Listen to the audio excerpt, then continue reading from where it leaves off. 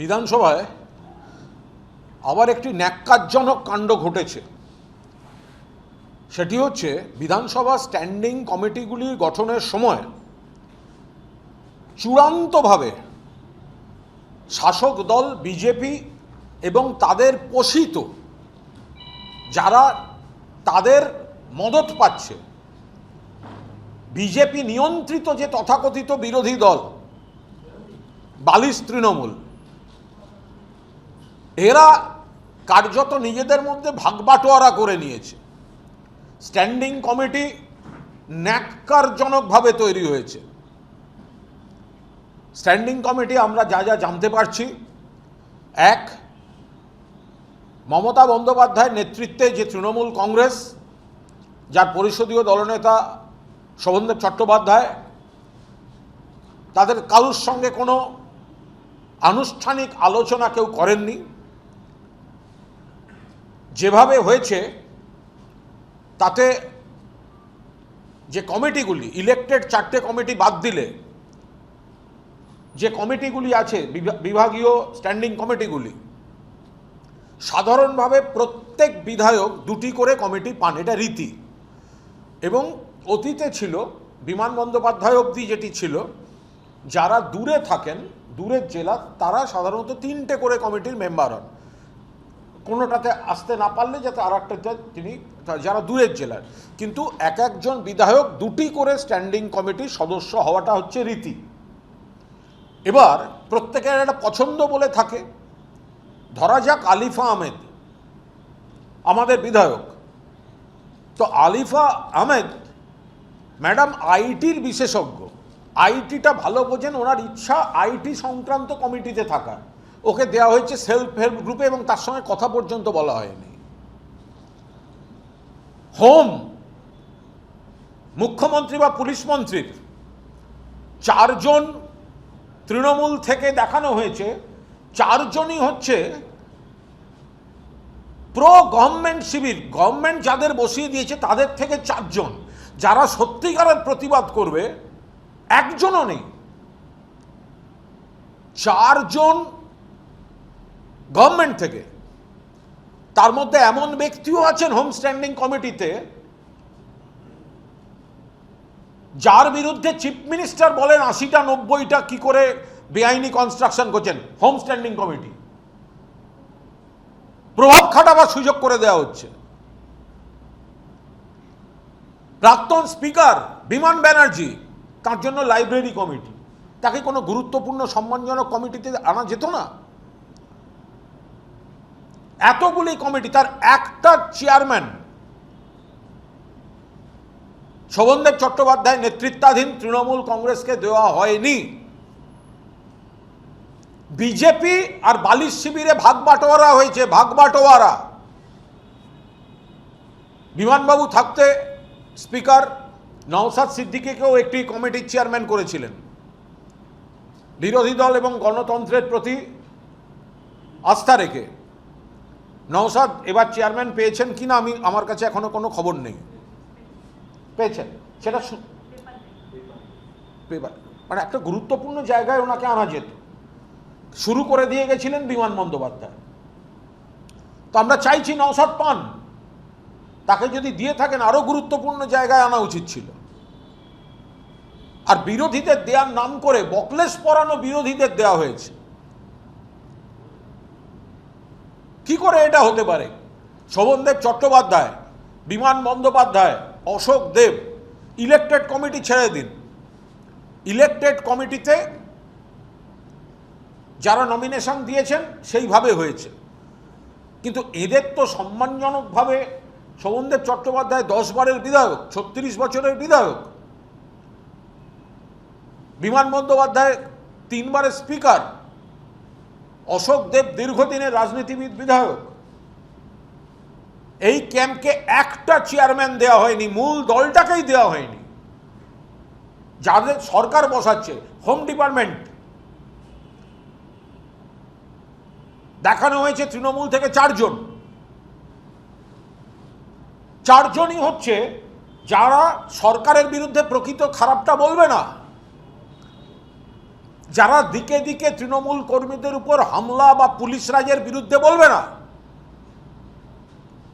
পছন্দের কথা বলবে, সেইরকম লোকদের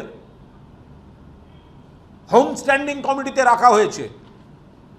একজনকে কি এদিক থেকে রাখা গেল না মূল দলটা থেকে? বিজেপি এবং বালিশ শিবির সরকারের মদতে স্পিকার, আমি জানি না স্পিকারের, আমি ধরে নেব স্পিকারের জানেন স্পিকার বিষয়গুলো, কি করে হতে দিলেন? স্পিকার সাহেব আপনি এটা কি করে হতে দিলেন? আপনার সঙ্গে আমরা যোগাযোগ রাখছি, আপনার সঙ্গে শোভনদেব চট্টোপাধ্যায় বারবার কথা বলছেন, সেখানে এটা কি করে হতে পারে যে মূল দলটা তাদের এইভাবে আপনারা কণ্ঠরোধ এবং উপেক্ষার দিকে ঠেলে দিলেন, নিয়ম রক্ষার্থে কিছু দিয়ে দিলেন, সেটা যে কোনো বিধায়কের প্রাপ্য, আপনারা কেউ দয়া করে দিচ্ছেন না। যে বিধায়ক গেট দিয়ে ঢুকেছে তিনি অ্যাটলিস্ট দুটো কমিটির মেম্বার হবেন, এটা কেউ দয়া করে দিচ্ছে না। কিন্তু কার কোনটায় আগ্রহ, কে কোনটায় পারফর্ম করতে পারবেন, একটা আলোচনা করে নেওয়া উচিত ছিল। ওনারা আলোচনা করলেন, করে ঠেলে দিলেন, নিজেদের মতো করে সাজিয়ে নিলেন যে মমতা বন্দ্যোপাধ্যায় নেতৃত্বে যারা লড়াই করছে তাদেরকে আসল কথা বলা, তদন্ত করা, এনকোয়ারি করা এই জায়গা দেওয়া যাবে না। তাই অশোক দেবকে পিএসসি চেয়ারম্যান করা হয় না, কানাইয়ালাল আগরওয়ালকে পিএসসি চেয়ারম্যান করা হয়। কানাইয়ালাকে নিয়ে আমার কোনো বক্তব্য নেই, বাট অশোক দেবের মতো দক্ষ লোক ওখানে ছিলেন। ফলে আমরা নিশ্চিতভাবে স্পিকারকে চিঠি দেব, শোভনদেব চট্টোপাধ্যায় চিঠি দেবেন যে আপনি যেভাবে এই কমিটি করলেন এরপর আর গণতন্ত্রের কথা বলবেন না। শাসক এবং শাসকের বি টিমের মধ্যে ভাগ করে নিলেন, মানুষের কথাটা বলবে কে, মানুষের কাজটা করবে কে? শাসক যেটা শুনতে পছন্দ করে সেইটা বলার জন্য স্পিকার সাবজুডিস কেস বিতর্কিতভাবে যাদের বিরোধী বলে বসালেন তাদের হাত দিয়েই গোটা কমিটিগুলো করিয়ে নিলেন, আর আমাদের নামকা ওয়াস্তে দুটি করে কমিটি দিলেন। আমার প্রশ্ন, স্পিকার কি জানেন? যদি জানেন তাহলে এত বড় অগণতান্ত্রিক পক্ষপাতদুষ্ট কাজটা স্পিকারের চেয়ারে বসে উনি অ্যালাউ করলেন কি করে? ওনাকে তো এটা বলতে হবে যে উনি জানেন নাকি উনি জানেন না, নাকি এটা চিফ হুইপরা করে নিয়েছেন। কিন্তু এতে আবার প্রমাণিত যে বিধানসভায় সাধারণ মানুষ তাদের স্বার্থে যে এই মূল্য বৃদ্ধি, অন্য নানা রকম সমস্যা রাজ্যে হচ্ছে, প্রকৃত যারা কথা বলবে সেই কথাগুলো যাতে না হতে পারে সেই জন্য সরকার এবং তথাকথিত বিরোধী বলে বালিশ শিবিরকে স্বীকৃতি দিয়ে পুরোদস্তুর একটা গট-আপ সিস্টেমে চলে গেল। আমরা এইভাবে এই কমিটি গঠনের তীব্র নিন্দা করছি। আমি আবার বলছি, পুলিশ একটা গুরুত্বপূর্ণ বিষয়, হোম স্ট্যান্ডিং কমিটি একটা গুরুত্বপূর্ণ বিষয়, যেখানে সরকারকে প্রশ্ন করতে হবে। যে কমিটি খতিয়ে দেখবে তো সেখানে তো সরকার চাইবে না যে এমন কেউ থাকুক যাতে পুলিশ বা সরকারের প্রশাসনিক সিস্টেম চ্যালেঞ্জড হয়। সেই জন্যই শুধুমাত্র বালিশ শিবিরের 4 জনকে বসিয়েছে, একজনকেও শোভনদেব চট্টোপাধ্যায় নেতৃত্বাধীন তৃণমূল কংগ্রেস থেকে একজনকে নেয়নি। কারণ মুখ্যমন্ত্রী অসন্তুষ্ট হবেন, মুখ্যমন্ত্রী রেগে যাবেন। এমন কাউকে রাখা হয়নি হোম স্ট্যান্ডিং কমিটিতে যে পুলিশের কোনো কাজ নিয়ে আঙুল তুলতে পারে। ফলে পুরোদস্তুর গট-আপ উল্টে মুখ্যমন্ত্রী যার বিরুদ্ধে স্টেটমেন্ট করেছেন সেই ব্যক্তির নাম মুখ্যমন্ত্রী স্ট্যান্ডিং কমিটিতে রয়েছে। তার কি তদন্ত হবে? 80টা 90টা বেআইনি কনস্ট্রাকশন কি তদন্ত হবে? এমনিতেই ভালো তৃণমূল বলে আলাদা হয়েছে, তাতে অর্ধেক তদন্ত বন্ধ। এবার আবার হোম স্ট্যান্ডিং কমিটিতে, যেটা হচ্ছে পুলিশ মন্ত্রী স্ট্যান্ডিং কমিটি, তার মেম্বার এবার 80টা কেন 160খানা নতুন করে তো ইল্লিগাল তৈরি হতে পারে, তো কে ঠেকাতেই যাবে? বিজেপি তো মেরে দিচ্ছে। আর বিজেপির সিল মেরে দিচ্ছে বিজেপি, আর বিজেপির নেতারা বলে যাচ্ছেন তোলাবাজি হবে না, বেআইনি কাজ হবে না। আরে ভাই, সেগুলোই বকলমে আপনাদের শেল্টারে ঢুকে যাচ্ছে, বিধানসভার মধ্যে ঢুকে যাচ্ছে, সেগুলোকে দেখুন। বাইরে নাটক করে বেড়াচ্ছেন কেন? বিধানসভার মার্শালকে সাসপেন্ড করা হয়েছে বলে শুনেছি। এটা একটা নজিরবিহীন ঘটনা। আমি সাংবাদিকতার সূত্রেই প্রায় 90 সাল থেকে এই বিধানসভায় আসি। আমি হাসিম আব্দুল হালিমকে দেখেছি, বিমান বন্দ্যোপাধ্যায়কে পরে দেখেছি, এখন মাননীয় রথীন বসুকে দেখলাম। আমি পরিষ্কার বলছি যে মার্শাল এমন কি অন্যায় করলেন যে মার্শালকে সাসপেন্ড করতে হয়। আমি জয়ন্ত মজুমদারের মতো প্রবাদ প্রতিম মার্শালকে দেখেছি। জয়ন্তবাবুর পর থেকেই কিন্তু এই দেবব্রতবাবু আছেন। 2007 সাল থেকে এই মার্শাল দেবব্রত মুখোপাধ্যায় তিনি এখানে আছেন। হালিম সাহেবের মতো প্রবাদ প্রতিম স্পিকার, তার নেতৃত্বে 4 বছর কাজ করেছেন, 15 বছর বিমান বন্দ্যোপাধ্যায়, আর সবে এখানে শুরু হয়েছে একজন অভিজ্ঞ মার্শাল, তাকে সাসপেন্ড করা হয়েছে। প্রথম কথা, এটা অনারেবল স্পিকার জানেন কি জানেন না, প্রিন্সিপাল সেক্রেটারির কোনো এখতিয়ার নেই সুও মোটো মার্শালকে সাসপেন্ড করার। যদি স্পিকারের অজান্তে সুও মোটো প্রিন্সিপাল সেক্রেটারি সাসপেন্ড করে থাকেন, অবিলম্বে সাসপেনশন উইথড্র করতে হবে, অবিলম্বে সাসপেনশনটা উইথড্র করতে হবে যদি স্পিকারের অজ্ঞানে এটা হয়ে থাকে।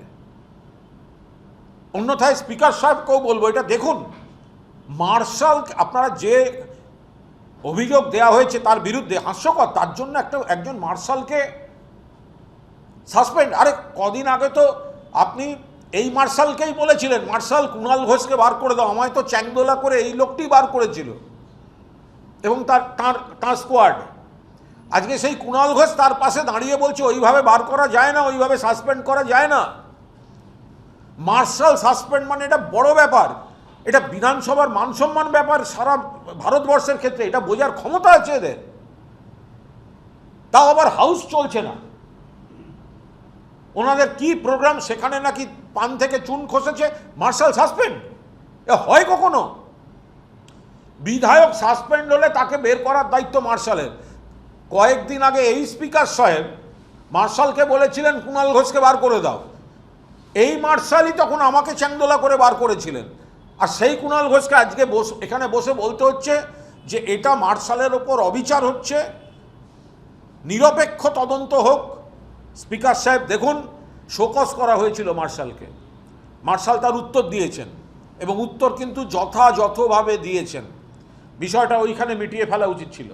এর পেছনে কারুর বিষ নজর আছে কিনা, রাজনৈতিক কোনো এজেন্ডা আছে কিনা, রাজনৈতিক কোনো ন্যারেটিভ আছে কিনা, তার উপর দাঁড়িয়ে বিধানসভার মার্শালকে সাসপেন্ড করা, এটা কিন্তু বিধানসভার ভাবমূর্তির পক্ষে একদম ঠিক নয়। যে অভিযোগটা দেওয়া হয়েছে, অ্যাটলিস্ট সেই অভিযোগের উপর দাঁড়িয়ে মার্শালকে সাসপেন্ড করা যায় না।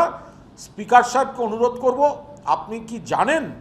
আপনি যদি না জেনে থাকেন তাহলে আপনার প্রিন্সিপাল সেক্রেটারির কোনো এখতিয়ার নেই সুও মোটো মার্শালকে, কারণ মার্শালও কিন্তু সাম কাইন্ড অফ সাংবিধানিক পদ। মার্শাল সেও ব্যাপারটা প্রত্যক্ষ বা পরোক্ষভাবে, মার্শাল ব্যাপারটা একটা সাংবিধানিক পদ, একটা ইতিহাসের স্রোতের ধারা আছে মার্শাল পদের সঙ্গে। প্রিন্সিপাল সেক্রেটারি আজ একজন আছেন, কাল একজন আছেন, পরশু একজন আসবেন।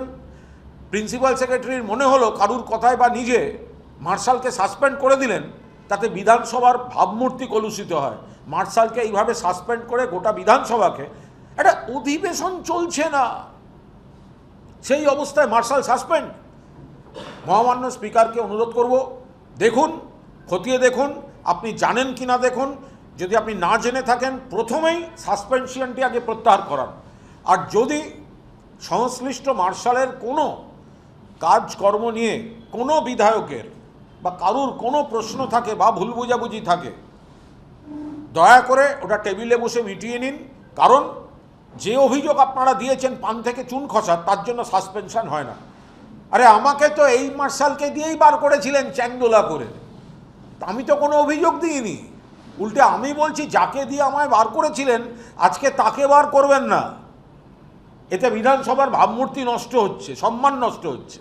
আমি শুনেছি যে ওনার বিরুদ্ধে বিভাগীয় তদন্তের নির্দেশ দেওয়া হয়েছে। এটা বিধানসভার প্রশাসনিক বিষয়, যেটা বিধানসভার প্রশাসনিক বিষয় সে বিষয়ে আমি কোনো মন্তব্য করব না। কিন্তু এটাই দেখার এই গোটা বিষয়টা স্পিকার সাহেবের অনুমোদনে হয়েছে না হয়নি, আর কোনো এর পেছনে কোনো রাজনৈতিক এজেন্ডা কারুর ছিল কি ছিল না, যে আগে থেকে টার্গেট করে নেওয়া হয়েছিল যে কোনো একটা ছুতো দিয়ে একে এইভাবে হ্যারাস করা হবে, তার জন্য মার্শাল পদটিকে, যেটা একটা ঐতিহ্যের পদ, সেই পদটিকে নিয়ে কোনো আগাম ধারণাপ্রসূত এই ধরনের কাজকর্ম করা যায় না। তবে বিধানসভার প্রশাসনিক বিষয় নিয়ে আমি কোনো মন্তব্য করব না। কিন্তু আইনের বিষয়, সম্পূর্ণ আইনের বিষয়। উনি কোর্টে কোনো আবেদন করেছিলেন, কোর্ট কি বলেছেন সে বিষয়ে কোনো রাজনীতির কোনো মতামতের কোনো অবকাশ নেই। দেখুন, এইটা পুরোটাই সম্পূর্ণভাবে যে ব্যক্তি আদালতে গিয়েছেন, আদালতের কাছে যে কোনো অনুমতি চাওয়ার বা কোনো প্রেয়ার দেওয়ার স্বাধীনতা এবং অধিকার যে কোনো ব্যক্তির, যে কোনো নাগরিকের আছে, তিনি দিয়েছেন। এবার আদালত বিচার করে তাতে কিভাবে রেসপন্ড করবেন, কোনোটি মঞ্জুর হয়, কোনোটি হয়তো মঞ্জুর হয় না, সেটা সম্পূর্ণ আইন এবং আদালতের বিষয়। এ বিষয়ে কেন মন্তব্য করব? আমি একটা কথা বলি, আমি একদম পরিষ্কার কথা বলি। দেখুন, কারুর সঙ্গে ইস্যুভিত্তিক মতপার্থক্য হতে পারে, ইস্যুভিত্তিক পার্টিতে মতপার্থক্য হতে পারে, ঝগড়া হতে পারে, আলাদা অবস্থান হতে পারে, উত্তর মেরু দক্ষিণ মেরু হয়ে যেতে পারে। কিন্তু যদি কোনো ব্যক্তি দু হাত তুলে কাউকে সাহায্য করে থাকে, সহযোগিতা করে থাকে, জীবনে বেঁচে থাকতে এবং প্রতিষ্ঠায় সহযোগিতা করে থাকে, কোনো রকম কঠিন সময়ে তার বা তাদের পিঠে যারা ছুরি মারতে যায়, তাদেরকেই আধুনিক বাংলায় বালিশ চাটন বলা হয়। তার কারণ যে কোনো কারুর হতে পারে মতপার্থক্য। আরে ঋতব্রত বন্দ্যোপাধ্যায় কি পাননি অভিষেক বন্দ্যোপাধ্যায়ের কাছ থেকে? দলের সঙ্গে মতপার্থক্য ইস্যুভিত্তিক হতেই পারে, কিন্তু এই অভিষেক বন্দ্যোপাধ্যায় সিপিএম থেকে পদাঘাত খাওয়ার পর এই ঋতব্রত বন্দ্যোপাধ্যায়কে যেভাবে প্রোটেকশন দিয়েছেন, আমাদের অনেকের আপত্তি ছিল, কিন্তু উনি দিয়েছেন। একজন গায়ক রিকোয়েস্ট করলেন, রেকমেন্ড করলেন মমতা ব্যানার্জিকে, আর বাকি অভিষেক বন্দ্যোপাধ্যায় তিনি প্রথমে তাকে ওই কোন কমিটি দিল, মমতা বন্দ্যোপাধ্যায় কমিটি দিলেন, আদিবাসী উন্নয়ন কি একটা কমিটি, সবেতন কমিটি, এরকম একটা কি দিলেন, তারপরে রাজ্যসভা, তারপরে আইএনটিটিউসি, তারপরে আবার এই, এবং মমতা বন্দ্যোপাধ্যায় জিতলে এই অভিষেক বন্দ্যোপাধ্যায়ের রেকমেন্ডেশনেই এই ঋতব্রত বন্দ্যোপাধ্যায় মন্ত্রী হতেন। তা যে লোকটা অভিষেক বন্দ্যোপাধ্যায়ের কাছ থেকে জীবনে ব্যক্তিগতভাবে সামাজিকভাবে প্রতিষ্ঠিত হয়েছেন অভিষেক বন্দ্যোপাধ্যায়ের সৌজন্যে, এত বড় অকৃতজ্ঞ কেউ হতে পারে? অভিষেকের সব ব্যাপারে আমিও একমত নই, আমার সব ব্যাপারে অভিষেকও একমত নয়, কিন্তু তার জন্য আমাকে যদি কেউ দুঃসময়ে আমাকে রাজনৈতিকভাবে সাহায্য করে থাকে, আমি তাকে ব্যক্তিগত আক্রমণ করে একেবারে এত বড় বীরত্ব আমি দেখাবো? অনৈতিক কাজ করছে, এই বালিশটাটা অনৈতিক কাজ করছে। ওর রেপ কেস জানার পরেও ওর ভার্সানকে বিশ্বাস করে অভিষেক বন্দ্যোপাধ্যায় ভুল করেছিল, বাট প্রোটেকশন দিয়েছিল। দেখুন, আমি একটা কথা বলি, ইলেকশনের পর দল যখন নানা ধরন প্রতিকূল পরিস্থিতির মধ্যে এবং বৃহত্তর ষড়যন্ত্রের মুখে ছিল, তখন দল এবং দলের কর্মীদের বিভিন্ন জায়গায় রক্ষা করার জন্য আন্তরিকভাবে কিছু চেষ্টা করেছি। কিভাবে কি চেষ্টা করেছি তার ব্যাখ্যা আমি দেবো না। আর দলের মধ্যে যদি কারুর সঙ্গে কোনো কথোপকথন, কথার পিঠে কথা, তার আগের একটা প্রেক্ষিত থাকে, তার পরের একটা প্রেক্ষিত থাকে, হয়, আমি এ বিষয়ে কোনো মন্তব্য করব না। মদন মিত্র তিনি আজ আমাদের বৃত্তে নেই, তিনি গেছেন। আমি শুধু মদন মিত্রকে অনুরোধ করব যে আপনি তো এত সিনিয়র, কোনো একটা ফেজে, কোনো একটা বিষয়ে যদি কোথাও কোনো কথা হয়ে থাকে, সেগুলো এইভাবে হয় না। তাহলে লোকের সঙ্গে লোকের ব্যক্তিগত সম্পর্ক বলে আর কেউ কাউকে বিশ্বাস করবে না। ফলে আমি মদনদাকে অনুরোধ করব যে দলের মধ্যে যখন আমরা একসঙ্গে পাশাপাশি বসে দল কর্মী সকলকে বাঁচানোর বিভিন্ন ধরনের প্রসেসে আমরা চেষ্টা করেছি, আমি এ বিষয়ে ভেতরের বৈঠক নিয়ে আমি একটি শব্দও বলবো না। আমি শুধু মদনদাকে বলবো, মদনদা তুমি আজকে হয়তো আমাদের বৃত্তে নেই, কিন্তু আমাদের বৃত্তে থাকাকালীন কখন কোন দিন কোন কি আলোচনা তার অংশবিশেষ তুলে ধরে আমি সেই জায়গাটাতে অনুরোধ করব এটা করা যায়। এসএসকেএম হাসপাতাল নিশ্চিতভাবে ভালো হাসপাতাল, এটা নিয়ে তো কোনো কথাই হবে না। পশ্চিমবঙ্গের সেরা শুধু নয়, ভারতবর্ষের অন্যতম সেরা। এখন একেবারে দেখুন, প্রত্যেকটা জায়গাতেই কিছু স্পেশালিটি থাকে, বিশেষজ্ঞ থাকে। খুব জটিল যে রোগগুলো হয়, ধরুন এসএসকেএমের শব্দ, আপনি আবার কিছু ক্ষেত্রে দেখবেন কোন ডিপার্টমেন্ট আপনি এক বাক্যে এসএসকেএম ব্র্যান্ড হিসেবে 1 নম্বর। এবার আপনার তখন মনে হবে আপনি একটা পার্টিকুলার, যদি আপনি কার্ডিওলজি, আমি কথার কথা বলছি, তখন আপনি হয়তো খবর পাবেন কার্ডিওলজি মেডিকেল বেটার। আপনি হয়তো তখন খবর পাবেন যদি নিউরো হয় তাহলে হয়তো অমুক জায়গা বেটার, বা অমুক ডাক্তার এখন অমুক হসপিটালে আছেন, সেটা হয়তো সরকারিও নয়, সরকারি হসপিটাল হয়তো ভালো, বাট আপনি যে ডক্টরের উপর আপনি আস্থা রাখছেন তিনি হয়তো আর একটা, আমরা কী করি, আমরা সাধারণত যে ডক্টরের উপর ডিপেন্ড করি, একবার একটা রেজাল্ট পাই, কার্যত আমরা সেই ফলো আপটা সেখানে করাই। তো ফলে সেই জায়গায় দাঁড়িয়ে এটা কেউ যদি এক বাক্যে বলে এসএসকেএম, তো সবাই এসএসকেএমে জানতো। এই যে বিজেপি নেতারা এত কথা বলছেন, তো বিজেপি শাসিত রাজ্যে সবাই সরকারি হাসপাতালে জানতো, তো বিজেপি নেতারা কেউ দেশের বাইরে গিয়ে কোনো চিকিৎসা করান না। তো অভিষেকের সেটা একটা খুব জটিল সমস্যা। দুর্ঘটনাটায় চোখের মণিটাকে ধারণ করে আছে যে হাড়গুলি, সূক্ষ্ম হাড়গুলি চুরমার হয়ে গেছিল, ফলে একটা জেনুইন প্রবলেম। এবার আমি তার ডিটেল খুব বলতে পারবো না, কিন্তু যদি কেউ মনে করেন যে এখানের থেকে আমি ওই জায়গাটা বেস্ট ট্রিটমেন্টটা পাবো, যদি কেউ চেষ্টা করেন, তো তার সঙ্গে হসপিটালের ব্র্যান্ড নেম দিয়ে, এবার আপনি বলুন সবকটা হসপিটাল প্রাইভেট বা সরকারি সবকটাই যদি সমান হয়, তাহলে মানুষ বেছে বেছে এটা না হলে ওটা, না হলে সেটা, এটা যান কেন? আর বিশেষ করে যাদের খুব খুব খুব জটিল রোগ, তাহলে সেগুলো যে জায়গাটায় সেটায় অভ্যস্ত। আমাদের এখানে এইরকম কেস কটা আসে বলুন তো, কটি কেস আসে যে এমন দুর্ঘটনা যে আবার আমাদের এখানে কিছু ভালো অপারেশন হয়েছে, গলায় দিয়ে এই ঢুকে গেছে, সেটা ডাক্তারবাবুরা বের করেছেন, কিন্তু চোখের মণি বসাতে পারছে না, হাড় চুরমার হয়ে আছে। তো আমি যদি মনে করি আমার ট্রিটমেন্টটা আমি অমুক জায়গায় করব, তো সেটা তো একজন নাগরিকের অধিকারের মধ্যেও পড়ে। দেখুন, এগুলো উনি কথার কথা বলেন, লক্ষ্মীর ভাণ্ডার যারা ছিল তারাই পুরোটা পাচ্ছেন না। ইতিমধ্যে সমস্ত অন্নপূর্ণা ভাণ্ডার থেকে আরম্ভ করে আরও বিভিন্ন সামাজিক সুরক্ষার স্কিমগুলো, সেগুলো নিয়ে মানুষ হতাশ, বিরক্ত, বিক্ষোভের খবর আসছে। এইসব ডায়লগবাজি না করে বিজেপির মন্ত্রীরা আগে যেগুলো কথা দিয়েছিলেন সেগুলোকে আগে রাখুন। স্বাস্থ্যসাথীর বদলে আপনি আনতে গেলেন আয়ুষ্মান ভারত, মানুষ পাচ্ছেন না অর্ধেক। এবার বলছেন নতুন স্কিম আনবারে, তাহলে তো স্বাস্থ্যসাথীই ছিল। আপনারা বললেন 450 টাকায় গ্যাস দেবো, সে গ্যাস কই? আপনারা বললেন দিল্লির রেটে পেট্রোল ডিজেল দেবো, সে কই? তো ফলে কি করব গল্প না শুনে, ওইসব গ্যাস বেলুন না দেখিয়ে, যেগুলো আপনারা কথা দিয়েছিলেন সেগুলো আগে এক্ষুনি করে আগে দেখান। দেখুন, ইডি নামতে চাইছে এটা বিষয় নয়, ইডিতে বহু দক্ষ যোগ্য অফিসাররা আছেন।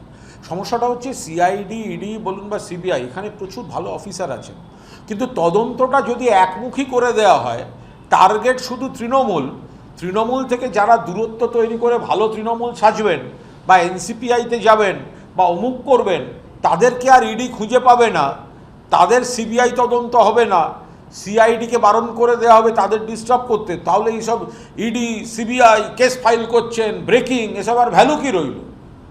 আপনি যদি তাদের যদি একটা কম্পাস দিয়ে দেন, কম্পাসের যেদিকে কাঁটা আছে শুধু উত্তর দিকেই যাবে, তুমি আর দক্ষিণ, পূর্ব, পশ্চিমে যেতে পারবে না এজেন্সি। এজেন্সিকে এমন একটা কম্পাস ধরিয়ে দেওয়া হয়েছে, তো সেই তাদেরকে একটা দিকেই তাদের হাঁটতে হবে, তাহলে সে হাঁটার কী দাম আছে? এই সব গল্প নানা রকম যা যা হচ্ছে আমরা এর মধ্যে আমরা জানিও না, আমি বলার জায়গা নেই। তবে বিজেপি যে তোলাবাজি শুরু করেছে তাতে 6 মাস থেকে 1 বছরের মধ্যে টুলু মিনি টুলু হয়ে যাবে। দিকে দিকে টুলুর বাবা জ্যাঠারা জেগে উঠছে, ঠিক আছে? ফলে বিজেপি টুলুকে মিনি টুলু করে দেবে 6 মাস থেকে 1 বছরের মধ্যে। দিকে দিকে জেগে উঠছে টুলুর বাবা, টুলুর জ্যাঠা, টুলুর মেসমশাই, সব বড় বড় টুলু জেগে উঠছে। বিজেপি যা তোলাবাজি বিজেপির নেতারা শুরু করেছেন 6 মাস থেকে 1 বছর, টুলুকে নিয়ে আপনাদের মাথা ঘামাতে হবে না। টুলু তখন মিনি টুলু, দেখবেন বিজেপির কোলে বসে আছে সব টুলুর বড় বড় লোকেরা। ভয়ঙ্কর চারদিকে চলছে। জামুড়িয়া কোন জেলা? আমি গতকাল এখানে বসে কি বলেছিলাম? যে বিভিন্ন জেলায় তোলাবাজি আসছে। পশ্চিম বর্ধমানে খবর নিন, আমি বিজেপির এমন পরিবার বলে দিতে পারবো, যা অভিযোগ পাচ্ছিলাম, পরিবারের 4 জন চারদিকে যাচ্ছেন, 4 জনই বলছেন এত দাও। গোটা রাজ্যে একাংশের বিজেপি, নিশ্চয়ই সবাই নন, যেভাবে তোলাবাজি করছেন, আরে তৃণমূলকে বলছে মামলা দিয়ে দেবো, মিথ্যা মামলা দিয়ে দেবো, আগে এত টাকা চাই। আর তৃণমূলের যে কয়েকজন তোলাবাজিতে নাম করেছিল তাদের কাছ থেকে আবার তোলা তুলছে, মানে ডবল ডেকার তোলাবাজ। মানে তৃণমূলের যারা তোলাবাজিতে নাম করেছিল তাদের বলছে এবার 17খানা মামলা একসঙ্গে দিয়ে দেবো, যা তোলা তুলেছে তার থেকে আমাদের এত দাও। ভয়ঙ্কর ব্যাপার। এটা একদম হাইলি প্রশাসনিক টেকনিক্যাল বিষয়, এটা এইভাবে বলতে পারবো না। যারা প্রশাসন চালিয়েছেন, এই তো আপনি ধরুন সিপিএম জমানায় অসীম দাশগুপ্তের সময় পিএল অ্যাকাউন্ট বলে একটা অ্যাকাউন্ট নিয়ে বিরাট হইচই হয়েছিল, যে একটা নির্দিষ্ট খাতে টাকা আসছে, এমন সময় এলো সেই খাতে সেই টাকাটা খরচা করা গেল না, অথচ আর একটা খাতে খুব জরুরি মানুষের স্বার্থে করার। ফলে এই যে মেকানিজম বা এই যে প্রায়োরিটি, এগুলো কিছু যারা অ্যাডমিনিস্ট্রেশনের চেয়ারে আছেন তারা অনুভব করবেন বা তারা ব্যাখ্যা দিতে পারবেন, যে ব্যাখ্যাটা দিতে দিতে অসীম দাশগুপ্ত ক্লান্ত হয়ে গেছিলেন। ফলে এটার সঙ্গে রাজনীতি মন্তব্য করব না। গাজর ঝুলিয়ে দিয়ে বলে দিয়েছে তার মানে এই 42-এর মধ্যে তোমাদের কোনো জায়গা নেই, 42 বাড়লে তারপর দেখা যাবে। গাজর ঝুলিয়ে দিয়ে এসছে, এরাও তার উপর বসে রইল। চূড়ান্ত অনিশ্চয়তার মধ্যে আছেন এই 20 জন বা ওই যে কজন এনসিপিআই। এনসিপিআই মানেটা কি? এনসিপিআই কে? এনসিপিআই কি? এনসিপিআই তৃণমূলের হয়ে জিতে গেছেন সবে 2024 সালে। বিজেপি নেতাদের সঙ্গে মিটিং করছেন, মুখে বলছেন এনসিপিআইতে, লোকসভা টিভি দেখাচ্ছে এআইটিসি, মানে তৃণমূলে আছেন। তো অবিলম্বে তো সাংসদ পদ খারিজ হওয়া উচিত। আমি গতকাল দেখলাম ওই বিচিত্র পরচুলাকে রাজ্যের শিল্পমন্ত্রী তাপস রায় পর্যন্ত বিভিন্ন সাধু ভাষায় বিশেষণাভূত করেছেন। আমি এই একটা বিষয়ে তাপস রায়ের সঙ্গে একমত, যে তাপস রায় অন্য দলে আছেন, অন্য দল করেন, আমরা তো এক দলের নই। দল যার যার, এ ব্যাপারে কোনো সন্দেহ নেই। দল যার যার, বিচিত্র পরচুলার ধান্দাবাজির রাজনীতির নিন্দে করার উৎসব সবার। দল যার যার, বিচিত্র পরচুলার ধান্দাবাজির রাজনীতির নিন্দে করার উৎসব সবার। এই যে যারা যাচ্ছেন, আমি এটা একটু আপনাদের নজরে আনছি, এতগুলো কথার ভিড়ে যেন হারিয়ে না যায়। এই যে এনসিপিআই বলে যারা যাচ্ছেন তারা তো তৃণমূলের এখনো পর্যন্ত, তারা যে পদ্ধতিতে গেছেন তাদের খারিজ হয়ে যাওয়া উচিত সাংসদ পদ। মানুষ বেইমান বলছে, বেইমান গদ্দার বলছে, ঢুকতে পারছে না এলাকায়। সেই জন্য শুভেন্দুর পা হচ্ছে, সেই জন্য অমিত শাহের সঙ্গে ছবি দিচ্ছে, সেই সময় প্রধানমন্ত্রীর কাছে যাচ্ছে, বিজেপি নেতাদের পায়ে পায়ে পায়ে পায়ে ঘুরে বেড়াচ্ছে। গদ্দার, বেইমান, তৃণমূলের সিম্বলে জিতে বিধানসভা, এরাই মমতাদির পাশে ঘুরঘুর করতো যদি মমতা ব্যানার্জি চিফ মিনিস্টার হতেন। এরা তাদের এলাকার কিছু মানুষকে ভুল বোঝাচ্ছেন, তারা কাউকে বোঝাচ্ছেন। আসলে এই যে অত্যাচার হচ্ছে, এগুলো নিয়ে আমরা চিফ মিনিস্টারের সঙ্গে আলোচনা করব বলে যাচ্ছি, বাজে কথা। যদি কর্মীদের উপর হামলার প্রতিবাদ নিয়ে এনাদের কোনো রকম উদ্বেগ থাকতো, তাহলে কর্মীদের পাশে থাকতেন, এলাকায় যেতেন, পার্লামেন্টে ইস্যুটা তুলতেন। পার্লামেন্টে তোলেননি কেন? কেন পার্লামেন্টে তুলছেন না যে বাংলায় তৃণমূল কর্মীরা আক্রান্ত, পুলিশ রাত চলছে, পুলিশ মিথ্যা কেস দিচ্ছে, কেন বলছেন না? আর মুখে বলছেন আমরা মুখ্যমন্ত্রীর সঙ্গে আলোচনা করব, আর আমরা এখানে থানায় যাচ্ছি, কর্মীদের সঙ্গে যাচ্ছি, কোর্টে দৌড়চ্ছি। আবার মুখ্যমন্ত্রীকেও নিশ্চয়ই দেখা হলে বলছি, চিঠি দিচ্ছি। ফলে এরা যাচ্ছে একদম ব্যক্তিগত অঙ্কে, আর ওপরে দেখাতে চাইছে আপনাদের জন্য যাচ্ছি, কারোর জন্য যাচ্ছে না, একদম স্বার্থপর নিজেদের জন্য যাচ্ছে। নন্দীগ্রামে একটা সময় আমি দায়িত্বে ছিলাম, একটা সময় আমি পঞ্চায়েত নির্বাচনের সময় দায়িত্বে ছিলাম। নন্দীগ্রামের তৃণমূল কংগ্রেসের জেলা পরিষদ সিটে তৃণমূল কংগ্রেসের লিড ছিল 10,700 কত বিজেপির থেকে। তো তারপরে তো দলের তরফ থেকে অনেক বড় বড় নেতাদের সেখানে দায়িত্ব দেওয়া হয়, ফলে আমি তো আর ঠিক জানি না। ফলে সব লোকসভা নির্বাচন করেছেন বড় বড় নেতারা, বিধানসভা নির্বাচন করেছেন সব বড় বড় নেতারা, পঞ্চায়েত অবধি আমার দায়িত্ব ছিল। পূর্ব মেদিনীপুর তৃণমূল কংগ্রেস পেয়েছে এবং নন্দীগ্রামের জেলা পরিষদটাও তৃণমূল কংগ্রেসের প্রার্থীর জয়।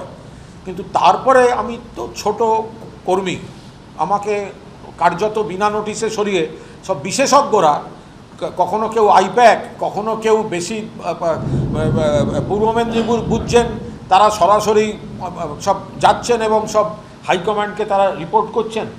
তো তারা সরিয়ে আমাকে, ফলে আমার কোনো দায়িত্ব ছিল না। আমি যত অবধি ছিলাম কর্মীরা তৈরি ছিল, মানুষ তৈরি ছিল, ওনাদেরকে এক সূত্রে গেঁথে রেজাল্টটা আনা গেছিলো। তারপরে এত বড় বড় নেতারা সব দায়িত্ব পেয়েছে, আর এখান থেকে এত বেশি বোঝা লোকেরা সেই সমস্ত লোককে দায়িত্ব দিয়েছেন, তাঁদের ব্যাপার।